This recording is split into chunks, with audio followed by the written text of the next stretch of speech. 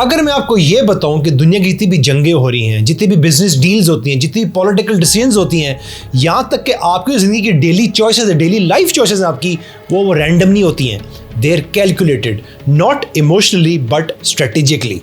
इसको हम कहते हैं game theory.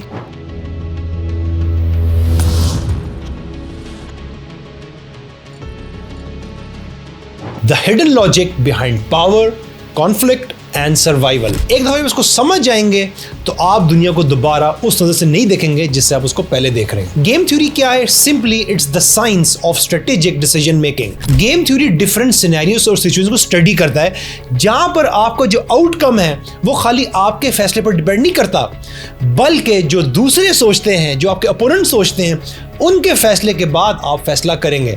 So your opinion and outcome depends जो अगला बंदा करेगा।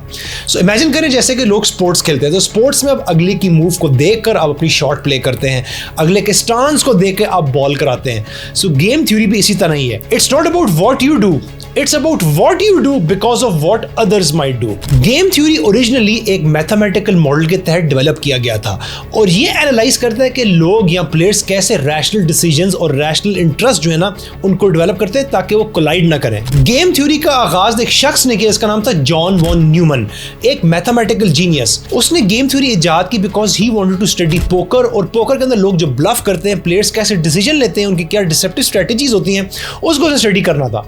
1928 में उसने गेम थ्योरी की बुनियाद रखी और 1944 में अलोंगसाइड इकोनॉमिस्ट ऑस्कर मॉर्गनस्टर्न के साथ इसने अपनी ग्राउंड ब्रेकिंग किताब पब्लिश की जिसका नाम था the theory of games and economic behaviour. So ये किताब इन्होंने एक्चुअली क्यों पब्लिश की और ये अचानक फ्रॉम पोकर टू इकोनॉमिक्स में क्यों आ गए? क्योंकि दुनिया उस टाइम ग्लोबल इकोनॉमी जो है वो बदल रही थी, इंटरकनेक्टेड होती जा रही थी। ममालिक जो है, नेशंस थे, वो स्ट्रेटेजिकली सोचना शुरू हो गए थे और सून कुछ ही अरसे बाद जो कोल्ड वॉर है उसने डिमांड किया कि दुनिया नए अंदाज से सोचे, खास तौर पे न्यूक्लियर कॉन्फ्लिक्ट को। सो गेम थ्योरी जो है खाली इकोनॉमिक्स या मैथ्स के लिए टूल नहीं था, बल्कि ये न्यूक्लियर दौर के अंदर सर्वाइवल के लिए टूल बन गया था। गेम थ्योरी के कुछ कॉन्सेप्ट्स हैं जो आपको समझने हैं, जैसे कि zero sum game. Zero sum game एक ऐसी कंपेटिटिव सिचुएशन होती है जहां पर एक प्लेयर का जो फायदा है, एक प्लेयर का जो गेन है, वो अगले प्लेयर का लॉस होता है। यानी कि one player will gain, one person और one nation will gain entirely, और द अदर पर्सन और other nation will suffer an entire और कंप्लीट लॉस।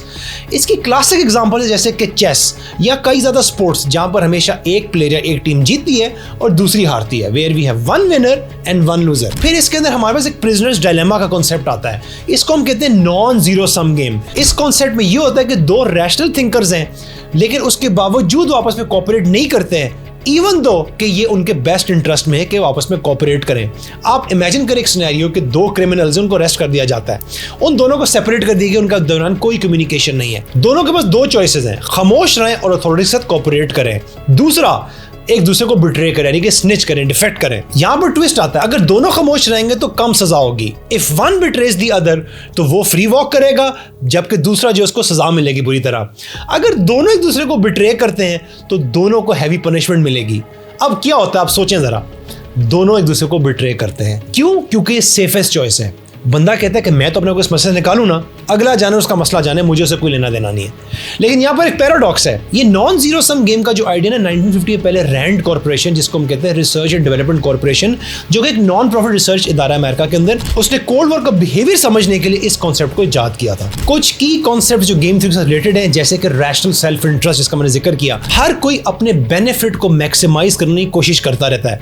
फॉर एग्जाम्पल, दो कंपनीज आपस में कंपीट करी हैं, वो दोनों प्राइसेस स्लैश करेंगे एक दूसरे को बीट करने के लिए और रिजल्ट दोनों प्रॉफिट लूज करेंगे। फिर इसमें होता है नैश इक्विलिब्रियम। नैश इक्विलिब्रियम एक ऐसी सिचुएशन होती है जहां पर कोई भी एंटिटी, कोई भी इंडिविजुअल अकेले अपनी स्ट्रेटजी को चेंज करके फायदा नहीं उठा सकती। फॉर एग्जांपल ट्रैफिक है, अब ट्रैफिक में दो साइड्स हैं, एक साइड कंप्लीटली चोक है, तो जो अपोजिंग लेन है उसका ड्राइवर अगर इस साइड पे आएगा तो दोबारा क्लैश होगा। अकेले स्ट्रेटजी चेंज करने से मसला हल नहीं होगा। फिर एक और कॉन्सेप्ट है कोऑपरेशन वर्सेस डिफेक्शन। ये सेंट्रल टेंशन और सेंट्रल कॉन्सेप्ट है गेम थ्योरी का। फॉर एग्जांपल, एक ग्रुप प्रोजेक्ट है, स्टूडेंट्स ने ग्रुप में इकट्ठे मिलकर एक काम करना है। अब इसमें तीन पॉसिबिलिटीज हैं। अगर सब इकट्ठे मिलकर काम करेंगे तो सबकी कामयाबी होगी, अगर एक बच्चा नहीं कमाएगा तो पूरा ग्रुप सफर करेगा, और अगर सारे नहीं काम करेंगे तो पूरा डिजास्टर बन जाएगा, पूरी सिचुएशन केओस में बन जाएगी। फिर हमारे पास कॉन्सेप्ट आता है रिपीटेड गेम्स का, जिसको हम कहते हैं शैडो ऑफ द फ्यूचर। इसमें यह होता है कि रेपिटेशन की थ्योरी अगर आपका किसी ज़्यादा ताल्लुक बन गया, ज़्यादा आप इंटरेक्शंस करते हैं किसी के साथ, तो कॉपरेशन जो होता है ना, इट इज़ मोर लाइकली। देखा आपने कभी नेगोशिएशंस जब होती हैं या जब कोई डिप्लोमेसी होती है तो लोग बार बार इंगेज करते हैं डायलॉग के अंदर, बातचीत के अंदर, because when you meet each other more, if you interact each with each other more, it is more likely कि आप कॉपरेट करेंगे और तावन करेंगे। Friendships, businesses, diplomacy, even in prisoners dilemma हमने देखा कि repeated interaction can encourage cooperation over time. Game theory में यूजुअली जो है ना टिट फॉर टैट स्ट्रेटजी इस्तेमाल होती है। आप अपने अपोनेंट को मिरर करते हैं। फॉर एग्जांपल, अगर आपको कोई इज्जत दे रहा है तो इन रिटर्न आप उसको रिस्पेक्ट देते हैं, अगर आपको कोई धोखा दे रहा है तो आप उसको अकॉर्डिंगली रिस्पॉन्ड करते हैं। अब इंटरनेशनल रिलेशंस और मॉडर्न वर्ल्ड के अंदर ये कैसे अप्लाई होती है? गेम थ्योरी ने मॉडर्न वर्ल्ड को तब्दील कर दिया, शेप कर दिया है। कोल्ड वॉर की मिसाल हमने पहले भी ली और हमने देखा कि यूएसए वर्सेस यूएसएसआर के अंदर न्यूक्लियर आर्म रेस थी। दोनों अपनी वेपन्स बनाते गए। क्यों? क्योंकि अगर एक रुक जाता तो दूसरा उसको तबाह करता। उसको खौफ था, डर था कि हम डिस्ट्रॉय हो जाएंगे। सो उन्होंने बिल्ड किए, न्यूक्लियर वेपन्स बनाए। सो जब दोनों के पास न्यूक्लियर आर्म्स आ गए तो एक म्यूचुअल फियर क्रिएट हो गया। टिट फॉर टैट स्ट्रेटजी थी और रिजल्ट क्या था? A classic example of the prisoners dilemma, both became less secure. उसके अलावा डिप्लोमेसी के अंदर हमने देखा गेम थ्योरी को कंट्रीज नेगोशिएट करती हैं, थ्रेटन करती हैं, कोऑपरेट करती हैं, बिट्रे करती हैं, और ये सारा कुछ जो है ना स्ट्रेटेजिक एक्सपेक्टेशंस के ऊपर डिपेंड करता है और बिल्डअप होता है। आजकल के दौर में हमने देखा कि जैसे कि जंग चली बिटवीन यूएस एंड ईरान, दोनों साइड ने स्ट्रेटेजिक डिलेमा फेस किया। ऑप्शन वन थी कि डीएस्केलेट करें और हम कोऑपरेट करें। इसमें क्या होना था कि लेस कॉन्फ्लिक्ट और इकोनॉमिक स्टेबिलिटी होनी थी।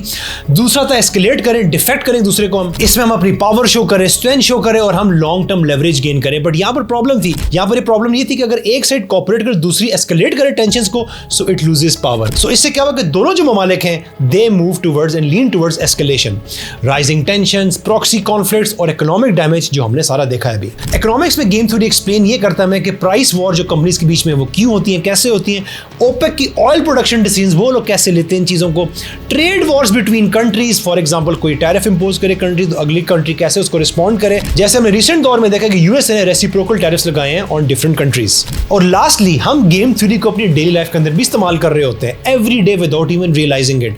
हम सैलरी नेगोशिएट करते हुए गेम थ्योरी यूज कर रहे होते हैं, हम किसी को ट्रस्ट करें ना करें उसमें हम गेम थ्योरी यूज कर रहे होते हैं, हम एग्जाम्स के लिए जब पढ़ रहे होते हैं, कंप्लीट कर रहे होते हैं, उसमें हम गेम थ्योरी यूज कर रहे होते हैं, और इवन कि हम कब बोलें या खामोश रहें उस वक्त भी हम गेम थ्योरी यूज कर रहे होते हैं। So life has become a constant strategic game. Game theory हमें कुछ चीजें सिखाता है कि इंटेलिजेंस हर वक्त जो है ना does not guarantee good outcomes, rationality हमेशा फेयरनेस नहीं क्रिएट करती है, और competition sometimes does not create progress. कभी कभी सिस्टम जो है ना वो आपको ट्रैप कर लेता है, और कभी कभी निकलने का जो तरीका है वो ट्रस्ट है, कॉपरेशन है और लॉन्ग टर्म थिंकिंग है। और यही वो तरीका है जिसके तहत पूरी दुनिया जो है वो चलती है और काम करती है।